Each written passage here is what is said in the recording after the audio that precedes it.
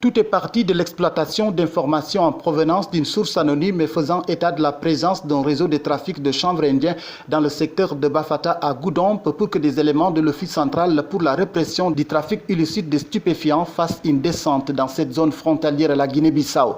Des limiers qui ont réussi à infiltrer ce réseau ont fait une commande de 19 kg de cannabis auprès de ces délinquants. La marchandise devrait être cédée à 570 000 francs, soit 30 000 francs CFA le kilogramme, après avoir conclu le marché. Le rendez-vous pour la livraison est fixé à hauteur du village de Saliot, situé dans la commune de Dibanar. C'est ainsi que vers 21 h, deux individus se sont présentés avec un sac contenant le produit prohibé. En lieu et place d'une transaction commerciale, ils se retrouvent dans le filet de la police qui a investi très tôt ce lieu.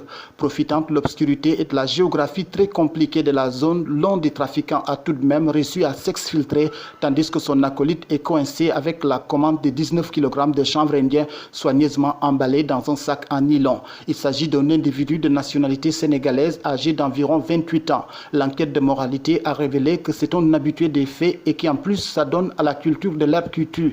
Placé en garde à vue au commissariat central de Sédhiou, il attend d'être livré au procureur pour une affaire d'association de malfaiteurs et de trafic illicite. Cette saisie intervient 2 mois après celle de Kamoya sur la route de Marsassoum où des éléments de l'Octis ont mis la main sur 53 kg de chanvre.